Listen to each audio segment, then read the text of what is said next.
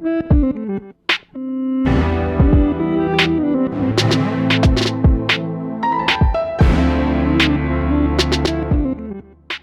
there, people. Welcome to the Under the Radar Real Estate Podcast with your host, Joshua Jean-Baptiste, broker with Sage Real Estate, founder and partner of the Garrison Collective Real Estate Team. And this is episode number 1 of our monthly series. On today's show, we'll be speaking about our featured neighborhood, Eglinton West. We'll also be speaking about the state of the overall Toronto real estate market, where we're at right now, where we're headed in 2023. And finally, we'll introduce myself, talk about who I am, why I got into real estate, what I do when I'm not doing real estate, and why I started this series. So let's jump into things. Eglinton West, neighborhood in Midtown Toronto, located between Allen Road and Caledonia. Defined by kind of 3 distinct neighborhoods.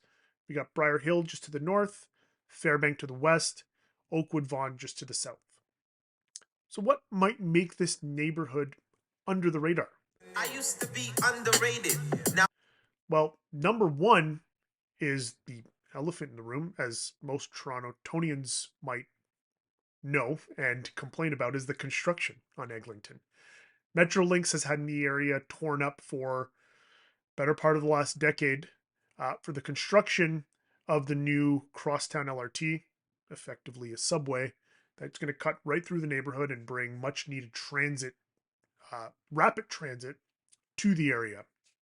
Number 2, the area has a slightly older demographic, with the housing stock really just starting to turn over the last 5 years. And we're seeing a lot more younger families move to the area, which is kind of changing the makeup. Also might make it a little less under the radar as time goes forward. We'll get to that in a few minutes. And lastly, there's a lot of trendy kind of areas right now that kind of pull the buyers away from the area. You have Witchwood and Cedarvale in the east, and then to the west you have Junction Triangle and Kingsway that kind of pull some of the current real estate buyers and renters to those areas at the moment. So let's first look at the numbers. Numbers usually tell a pretty good story as to where an area is right now, where it might be headed. So let's look at overall City of Toronto. And we use the HPI numbers that are put out by the Toronto Real Estate Board. And these are the numbers from January 2023. So the average price for all home types in the City of Toronto is just over $1 million at $1,062,000. When we look at Eglinton West as a comparison, the numbers are just under $1 million at just under $960,000 for all home types. That represents about an 11% difference in price in the City of Toronto versus Eglinton West. So right away, you can already see that, hey, there's something interesting here, right? For an area right in the middle of Toronto, with soon to have access to amazing rapid transit, that there's something there. But let's look at other house types. Let's look at detached houses. Detached houses in the City of Toronto just under $1.6 million versus Eglinton, which is just over $1 million. So almost a $600,000 difference in price for a detached house. Semi-detached houses, a little bit better, but still a pretty big difference in price, with the average price in the City of Toronto just over 1.2 versus Eglinton West at $962,000. Townhouses a little bit closer. I'm sure a few of you right now are already screaming at condo prices. Condo prices are cheaper in the City of Toronto versus Eglinton West. But Eglinton West, most of the condo product was built kind of prior to the 1990s and 2000s, right? So a lot of the buildings are 1970s, 80s, 90s. Prior to the 1990s and 2000s, right? So a lot of the buildings are 1970s, 80s, 90s. And we're talking about large suites in most of these buildings, right? So you're looking at 900, 1,000, 1,200, up to 1,500 square foot units in these buildings versus the average in the City of Toronto, which is closer to 600-700 square feet, right? So you're getting a lot more square footage for about the same price. So your price per square foot is a heck of a lot lower in Eglinton West versus the City of Toronto, which is why the average price of a condo is slightly higher, but you're getting a true family-sized unit in Eglinton West.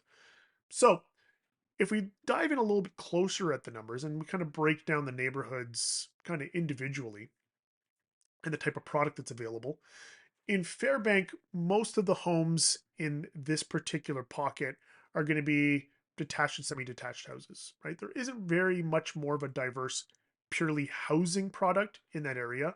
On a rental side, there's a lot of kind of low-rise rentals, right? So we're talking like 4 to 5 unit multiplexes, duplexes, and that kind of product. It's actually kind of interesting with Fairbank. Fairbank is kind of like the little San Francisco of Toronto, which is a very hilly neighborhood with like hills and ravines and parks. Um, Very unknown, untouched area of the city. I would encourage many of you to kind of take a drive through if you haven't gone through it. So it's an area kind of bounded by Dufferin, Eglinton, Caledonia, and St. Clair. But from a purely buying perspective, really it's just detached houses and semis. You don't really have too many condos or townhouses in that pocket. So the average price of a detached house in Fairbank is 940 grand, a semi just under $900,000. We move over to Oakwood Vaughan, very similar housing kind of makeup to Fairbank. A little less of the kind of low rise rental buildings, unless if you go kind of along Vaughan Road, where you do get most of the rentals along there. But the neighborhoods, yeah, same thing, mostly detached, semi detached houses.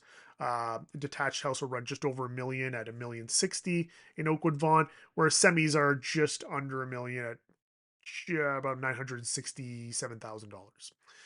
When we look at Briar Hill is probably one of the areas of Toronto that has the most diverse housing product in the city, right? So you have condos, you have lofts, you have townhouses, you have stacked towns, you have detached semi, you have pretty much any type of house that you housing type that you want is located in Briar Hill, and on average significantly lower price than the rest of the city, right? So in Briar Hill, a detached house just over $1 million, semis around the same price. Now that's because a lot of the semis in Briar Hill are some of the newer semis, so they are about the same size as some of the detached houses in the area. You have townhouses there, run you just over 800,000, and we've already talked about condos at just under 750,000. And again, I will mention the condos in Briar Hill are huge. For many of you not accustomed to seeing 1,300 square foot condos, I encourage you to book a showing to go see some of these units that might be on the market, because you'll be blown away by the size of some of these units. So if we were to look at a little comparison thing, right, versus like we'll take one neighborhood in Eglinton West, compare it to a neighborhood, one of the trendy neighborhoods I mentioned close by.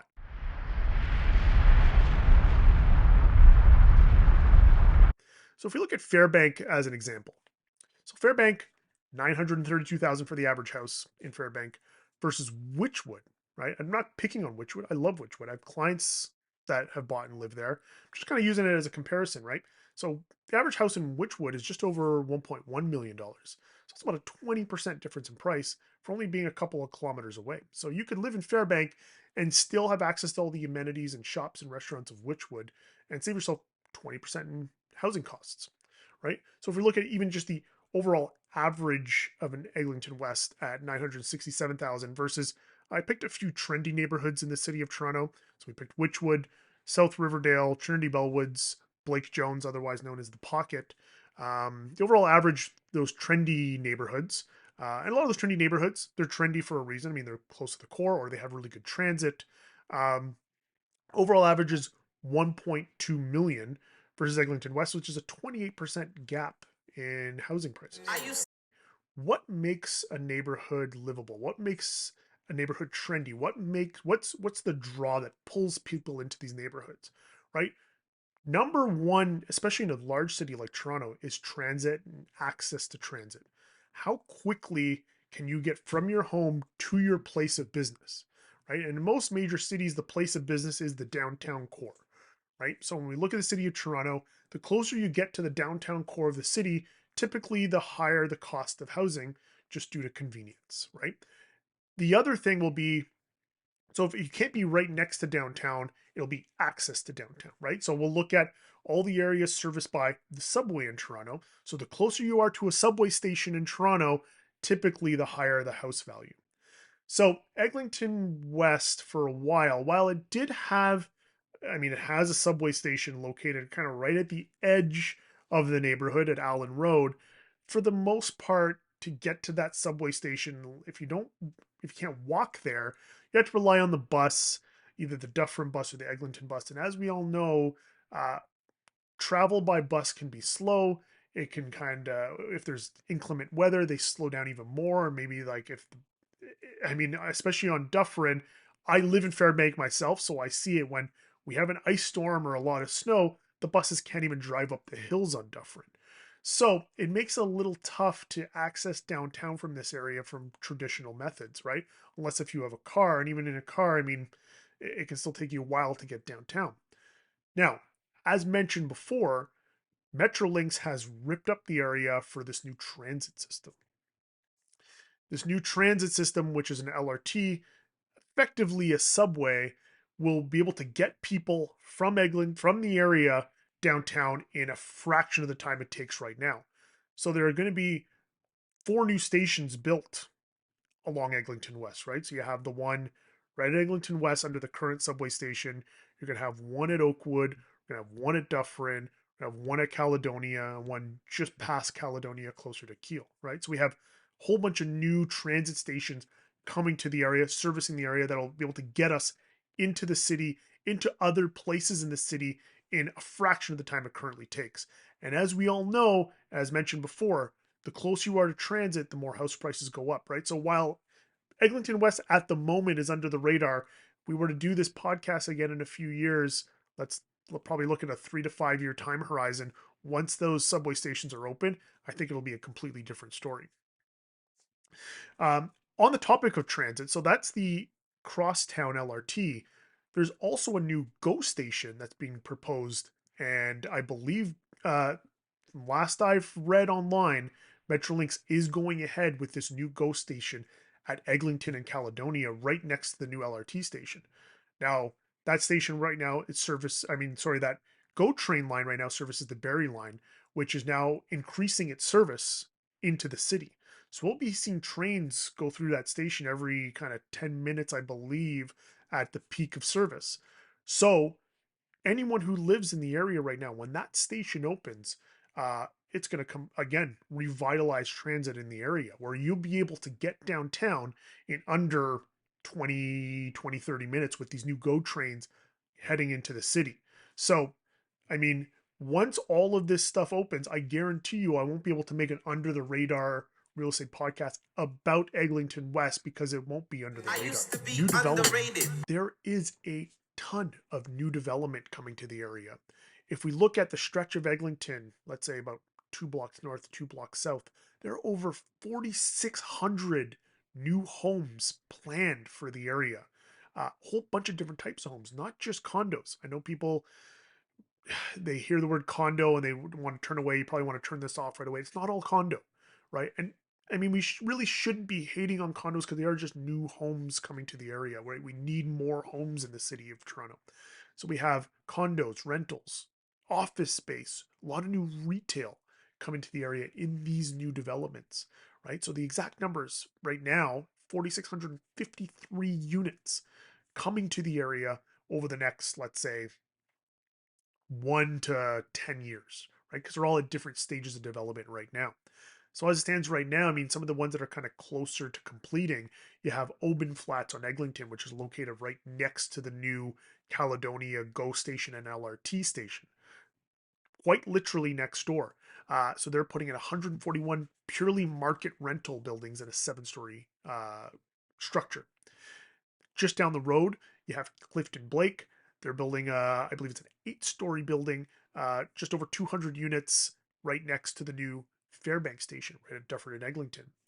Further up the street on Dufferin, you have 8 house condos almost completed. Last time I checked, they've already topped off. They're probably going to be starting on the interiors quite soon. So, of those 4,600 suites planned, there are already few hundred that are going to be completed over the next few months. And then if we look at some of the larger developments, you have Kingset Capital building a new building right next to the new Fairbank Station, right at the corner of Dufferin and Eglinton. They're putting over 400 suites in a 41-story building right there.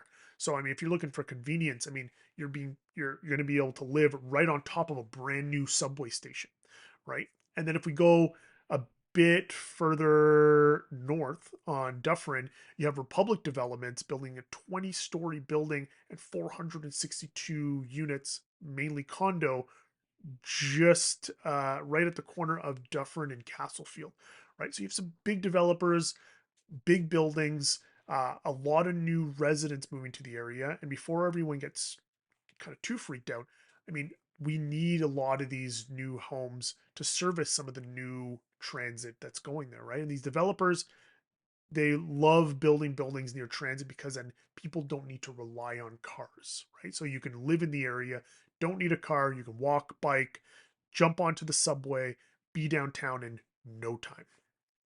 So a lot of you are saying, okay, there's a lot of new stuff coming to the neighborhood, but what's there now, right? It's under the radar, but if you're considering moving here now, it's not like it's scorched earth. It's still a neighborhood that is self-sustaining and has a lot of great amenities here right now. Full disclosure, I live in the neighborhood. I live in Fairbank. I love it, right? We have schools. I have school-age children. There's good schools. We have tons of retail. If you're a foodie, there's no better place to live, right? I mean, we don't have a lot of the big box food places, which in my opinion is better, right? We have a lot of diverse food options, right? We're nice and close to Little Jamaica. So I mean, Little Jamaica is the heart of Eglinton West. So you have all the great Caribbean food of Little Jamaica.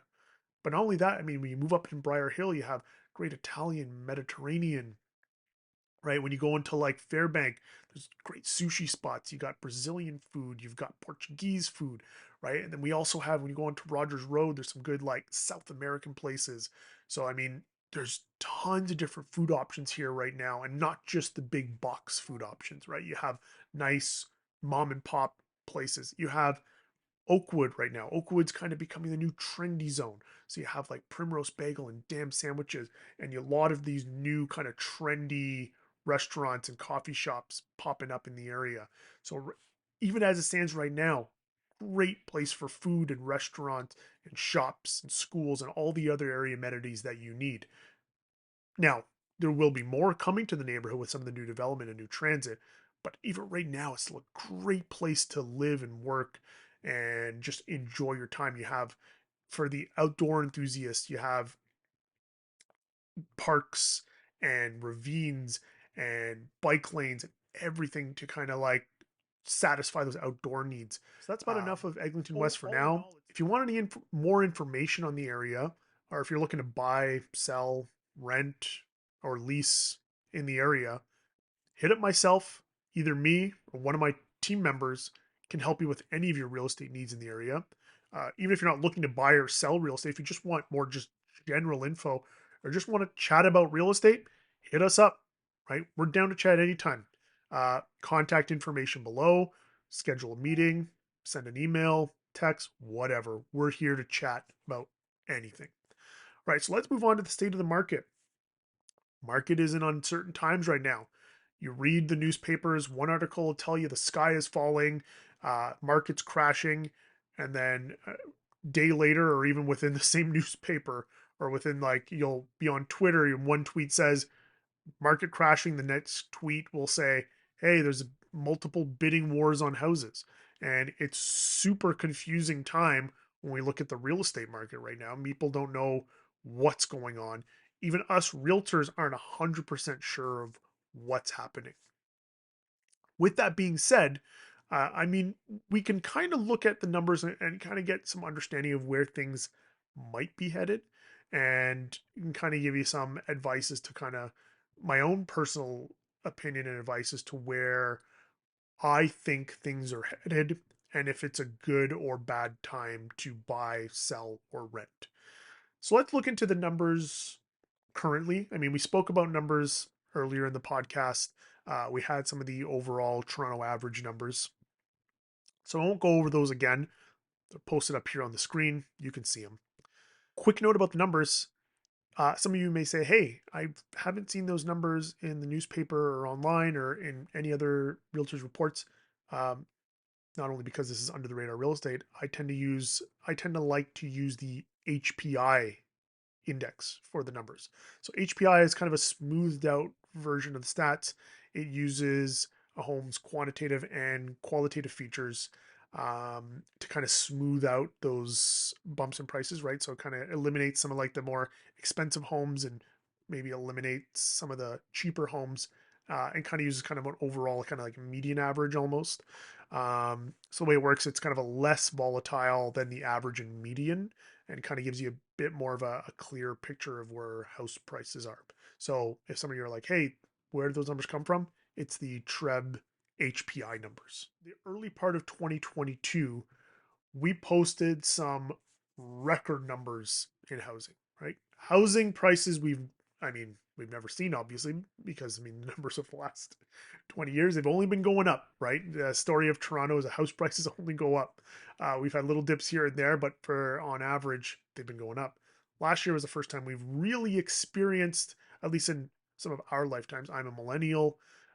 Only our parents have really experienced times like back in the late 80s, early 90s, where house prices went the other way. This is the first time for many of us that really experienced a downturn in housing. So if we look at January house prices from last year, there's a quite a big gap over where the prices are right now. So we are going to be heading into a time, so likely in early February, where the media is going to latch on to some pretty salacious numbers and figures, right? Now, the way that the current real estate institution posts their numbers, they're posting figures year over year. So in February, we are going to have current real estate numbers going up against record highs from early 2022. So if we look at early 2022, on the average in the city of Toronto was just over 1.2 million. Numbers at the end of December were just barely over a million. So we're looking at about a $200,000 dip in pricing.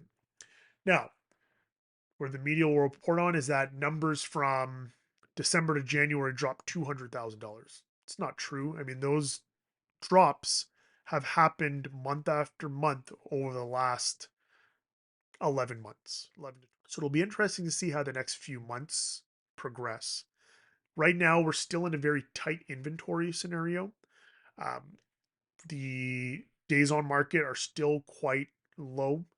Properties aren't staying on the market too long, right? So if we look at a metric of months of inventory, which is a key, it's a key metric in kind of deciding whether the market is in a buyer or seller's territory. As you can see here, we're still kind of in that balanced, maybe slightly seller's market territory in terms of months of inventory. Now, if that were to change and we get a lot more inventory hit the market, more than likely it'll put more downwards pressure on price. If that doesn't change, more than likely we'll be in a scenario where pricing will likely stay, for the most part, fairly stable for the rest of the year. It still can be a fairly good time to buy real estate, right? Purchasing real estate during down times generally works out fairly well.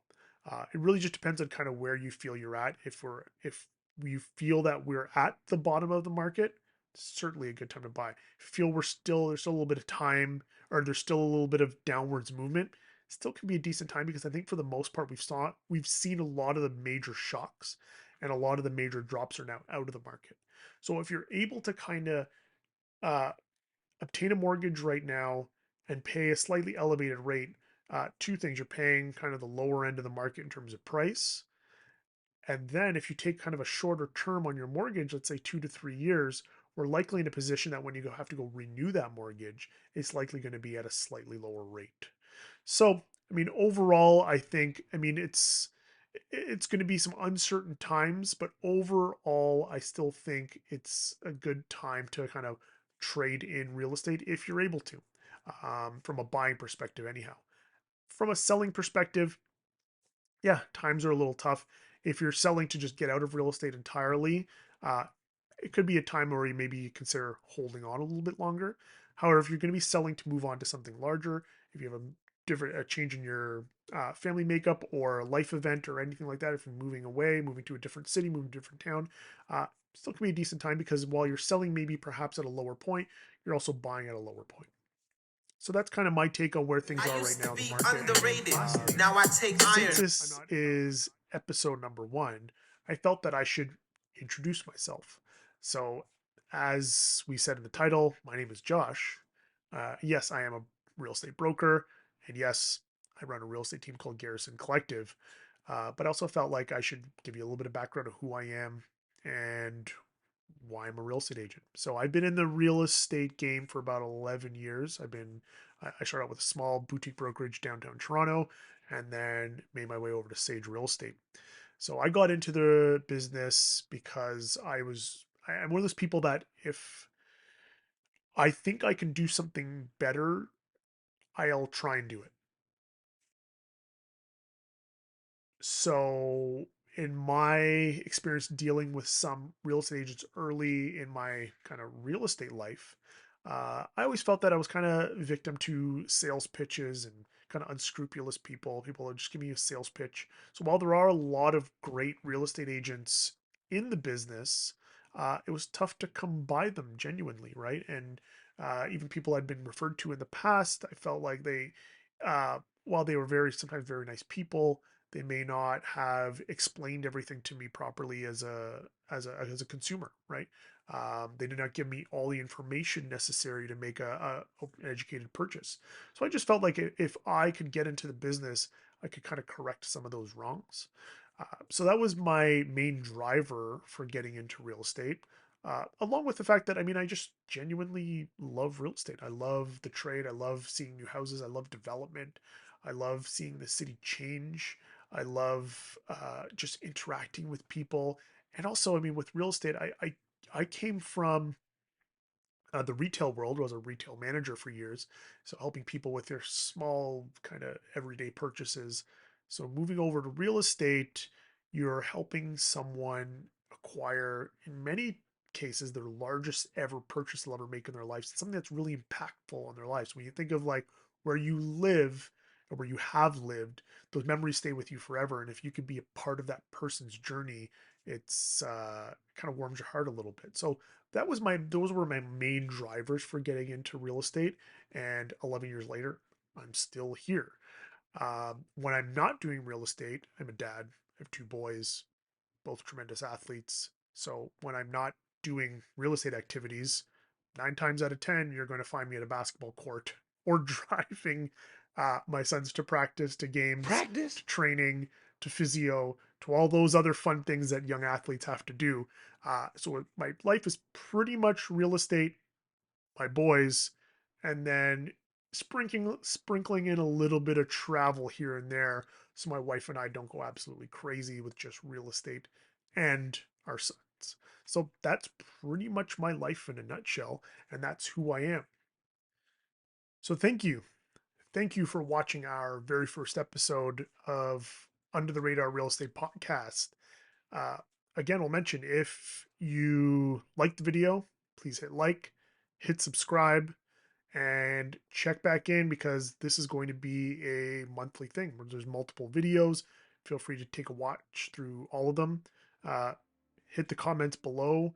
If you leave a comment or a question, we'll do our best to try and answer it, usually within the first 7 to 10 days or so. And yeah, thanks for sitting through all of this, and we'd like to hear from you. There's should be a Calendly link in the bio. You can hit that, click it, schedule a phone call, or you can email us, text us for anything. Let's say you're just renting a place. You just want some advice. You want to make sure that the rental agreement that you're signing is legit and it's legal, and the landlord isn't trying to take you for a ride. Reach out. We'll review. I'll review a lease document for someone just to make sure that, hey, yeah, no, it looks cool, it looks good. There's no errors in there. If there are, I'll let you know. I'll be like, hey, no, the landlord's not allowed to do this. So that we make sure that you're not getting taken advantage of. And it could be anything, right? I mean, again, we just want real estate to be a positive experience for everyone. And we understand that real estate, especially in the city, is tough. And I genuinely mean that. I mean, I really wish that we can push for change. And that's why I get so excited by new development, for example. We need more options and we need more inventory to kind of put some pressure on prices just a little bit to ensure that real estate can be affordable for everyone, whether they be buying, selling, or renting. Especially renting. Renting is key. We need a lot more rental product, lot more rental product in the city. So reach out, even if you just have questions, even if you just want to vent, whatever. Feel free to reach out. We'll do our best to try and answer all your questions. I mean, I don't have answers for everything, unfortunately, but I'll just try to give you a little bit of inside advice if you need any about anything. So again, thanks again for watching. Peace out. I used to be underrated. Now I